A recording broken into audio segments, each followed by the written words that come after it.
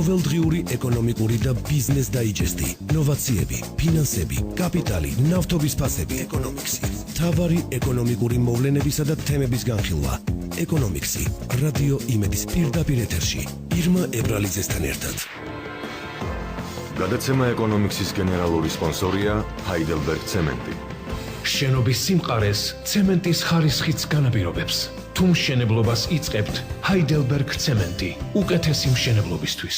გადაცემის სპონსორია ლუდსახარში ზედაზენი. ქართული ლუდის კომპანია ზედაზენი და გერმანული ლუდსახარში ბიტბურგერი წარმოგიდგენთ. პრემიუმ ლუდს, კიონიკ პილსნერი.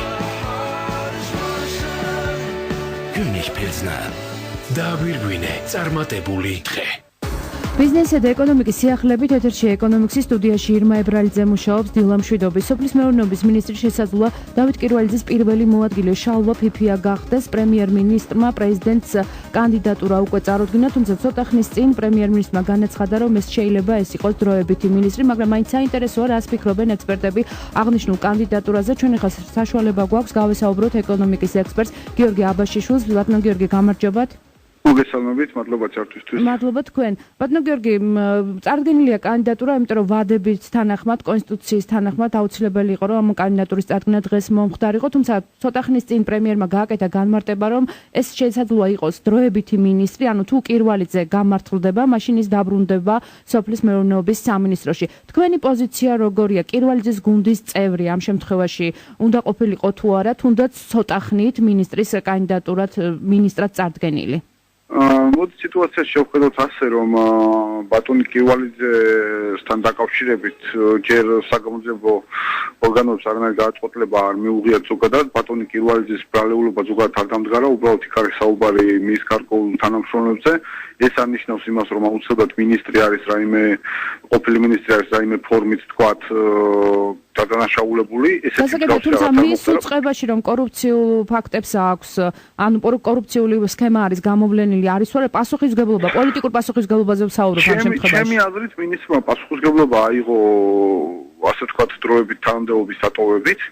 ამ ნაწილში ჩემი აზრით ეს იყო თქვათ პოლიტიკური პასუხისმგებლობა ამ კუთხით, რომ ის გამოძიების დასრულებამდე არ იქნება თქვათ მინისტრი. ჩვენ ხო არ ვიცით ის ადამიანები დამნაშავეები არიან თუ არა. ზოგადად ჩვენ უბრალოდ ამ შემთხვევაში ვიცით, რომ ამ ადამიანებს აქვთ გარკვეული ბრალი წაყენებული და მათ პროკურატურა ედავება, მაგრამ სასამართლოს ასე ვთქვათ არსებითი განხილვა ამ საქმის არ არის დაწესებული ზოგადად. ამ ადამიანებს საბოლოო ჯამში სასამართლოს მხრიდან არ აქვთ დამტკიცებული ბრალეულობა, ასე რომ ამ შემთხვევაში საუბარი თუნდაც თქვათ კირვალიძის პასუხისმგებლობაზე, კირვალიძის თუნდაც პოლიტიკურ პასუხისმგებლობაზე, უფრო მეტ პასუხისმგებლობაზე, ვიდრე მან აიღო უკვე საკუთარ თავზე, ჯერჯერობით ამის საჭიროებას ვერ ხედავ. თუ თქვათ ბრალი დაემტკიცებათ, მერე შეიძლება აბსოლუტურად სხვა სიმწყეში გადავიდეთ მჯელობა ამაზე და უკვე სერიოზულად იყოს საუბარი имаზე, თქვათ, რომ რა ხდებოდა შინაგანში სოფლის მეურნეობის სამინისტროში, მაგრამ ჯერჯერობით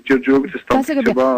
თუმცა ბატონო გიორგი, ფაქტია ის, რომ ყოველთან ხდება იმაზე, რომ სოფლის მეურნეობის სექტორში გარკვეული პრობლემები არსებობს იმ ახალ პროგრამასთან დაკავშირებით, რომლის განხორციელებას დაიწყო ახალი მთავრობის პირობებში და ამ პროცესში არის ასევე ჩართული მინისტრის პირველი მოადგილე, ამ შემთხვევაში მოვალეობის შემსრულებელი ბატონი შალვა ფიფია. ამ კუთხით გეკითხებით, ანუ შეძლებს ეს ადამიანი დაუშვათ, რომ ის პრობლემები რაც არსებობს დღეს ამ კუთხით მის მოგვარებას?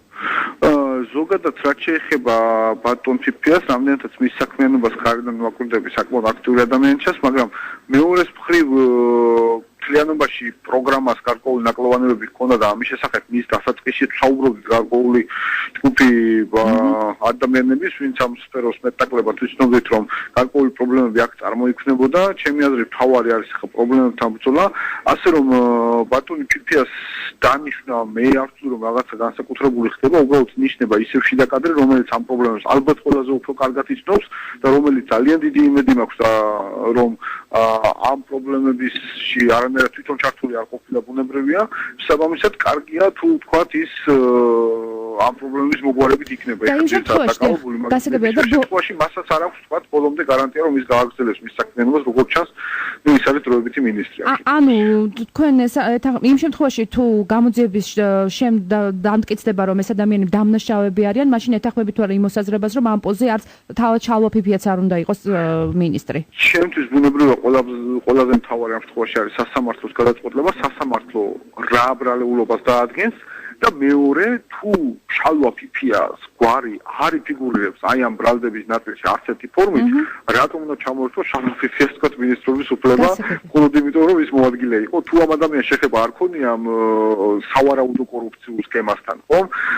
მაშინ რატომ და მას ასე თქვა ესე პირდაპირ მის მოვლენაში არ იყო თქვა ამის აღკვეთა და ის იყო მას ჩართული, მაშინ რატომ შეიძლება თქვა ადამიანს რაიმე შანსზე ეთქვას თქვა თუ არის. თუმცა თუ რაიმე ფორმით ბატონი ფიფიას გვარი იფიგურირებს ამაში ან ხელის დაფარებაში ან არაღკვეთაში ან უფრო მძიმე შემთხვევაში მაშინ ბუნებრივია რომ საკითხი აუცილებლად უნდა დაისვას თქვა რამდენიც ის უნდა იყოს მინისტრი მაგრამ ჯერ ვიდრე ბრალეულობა არ დამტკიცდება საუბარი ნებისმიერ შემთხვევაში იქნება ესეთი კვალიფიციური მაინც და მაინც ჩემი მხრიდან დიდი მადლობა გიორგი აბაშიშვილი პასუხობდა ჩვენ შეკითხვებს ეკონომიქსი რადიო იმედის ეთერში გადაცემა ეკონომიქსის გენერალური სპონსორია Heidelberg Cement. შენობის სიმყარეს ცემენტის ხარისხიც განაპირობებს.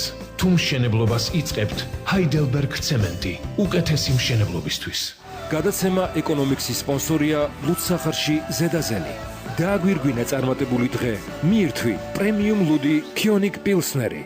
განმოგდოთ გადაცემას და დღის კიდევ ერთ-ერთი მთავარი თემა ზესტაფონის სფერო შენადნობთა ქარხანაში გაფიცვა გრძელდება. დღეს გაფიცულ მუშებს სოლიდარობას სტუდენტური მოძრაობის წევრები გამოუცხადებენ. საინტერესო აპირებს თუ არა ქარხნის ადმინისტრაცია გაფიცულთა მოთხოვნების დაკმაყოფილებას. ჩვენ ახლა საშუალება გვაქვს ზესტაფონის სფეროს ქარხნის საზოგადოებასთან ურთიერთობის დეპარტამენტის დირექტორს მაკა კვარაცხელიას გავესაუბროთ. ხალბატონო მაკა, გამარჯობათ. გამარჯობათ. ძალიან დიდი მადლობა გადაცემაში მონაწილეობისთვის. ხალბატონო მაკა, 21 მაისს დაიწყო გაფიცვა და ადმინისტრაციის პოზიცია ამ დროისთვის ყოველ შემთხვევაში არის ის, რომ თქვენ ულტიმატუმების დაკმაყოფილებას არ აპირებთ. შეიცვალა თუ არა რაიმე ამ დღეების განმავლობაში და აპირებს თუ არა დათმობაზე წავიდეს ქარხნის ხელმძღვანელობა?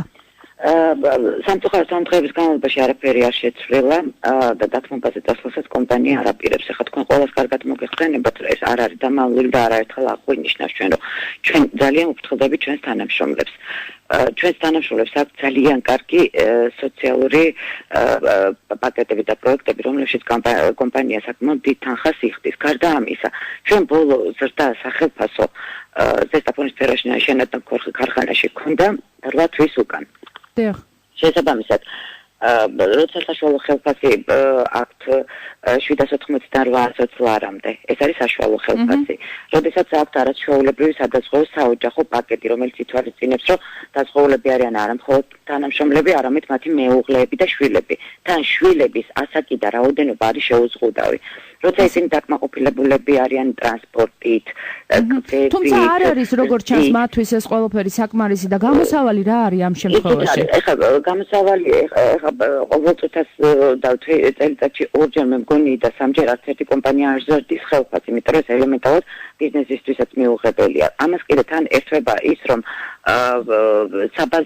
სოფლის საბაზრო ფასი სფეროს შენადნობების არის საკმაოდ დაბალი. სოფლიოში უბრალოდ მე მიყვარს რომ რატო არ ინტერესდებიან იგივე გაფიცვის ორგანიზატორები, უბრალოდ მყარად უნდა იცოდნენ რა ხდება სოფლიო ბაზარზე ამ სფეროში. ელემენტარულად იკეტება ქარხნები და უშვებენ თანამშრომლებს უვადო შვებულებებში. ეს არის ამერიკის მონაცემების ბოლო. და აქედან გამომდინარე ჩვენ ვუფრთხილდებით ჩვენ თანამშრომლებს და ძალიან გვინდა რომ მსგავსი პრობლემების წინაშე არ დადგნენ და ყველანაირად ხელს ვუწყობთ.